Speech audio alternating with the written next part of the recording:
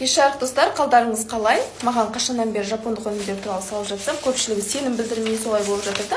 Мен басқа туралы айтпай қояйын деп, мен өзімнің үйімдегі жаңағы результатты айтайыншы деп, міне өзім поликлиникада 4 жылдан бері жұмыс жасаймын.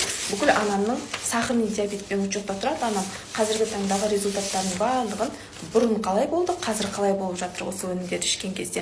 Сол результаттарын шығарып ерінбей алып келдім. Қазір видеоның соңына дейін қараңыздар, барлығын көретін боласыздар өз көздеріңізбен. Міне қараңыздар, Сирали Валтуар бұл менің анам, 08-07-2021 жылы. Міне 4-ші поликлиникада жұмыс жасаймын, Астана қаласында. Результатын қараңыз. Глюкозасы 7-54 болған. 2021 жылы. Ол кезде әлі БАДы өнімін ішпейтін еді. Сосын енді қараңыз. 21-09-2021. Мен әр 3 ай сайын осындай результаттарын жаңдай анализға жіберіп отыратынмын. Глюкозасы 7-69. Ол кезде тоже БАДы өнімін ішпейтін еді. Енді қараңыз, БАДы өнімін ішкеннен бастап қалай результаты мықты болып жатқанын. Осы 10-шы айдан бастап БАДы өнімін ішіп бастадық.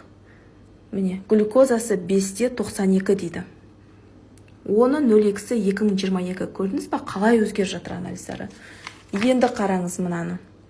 07-04-2022. Міне, Сирали Валтуар Шайбековна деп тұр. Глюкозасы міне 5-11.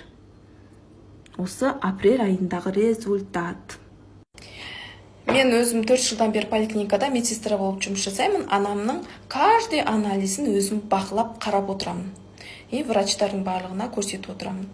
Қазір поликлиникадағы врачтардың өзі таң қалуда осы анализға.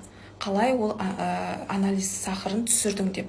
Көрдіңіз ба біздің компанияның қандай керемет екендігін? Әуелі Алла, екінші осы компанияның арқасында анамның анализдерінің результаты жақсы болып жатыр. Сахарный диабет деген ол ойнайтындай ауру емес. Сахарный диабетпен учетта тұрған адамдар даже аяқтарында кесіп тастап жатыр. Осложнениесі өте оның страшно. Сондықтан да денсаулықтарыңызды күтіңіздер. Ауырып ем іздегенше ауырмайтын жол іздеңіздер.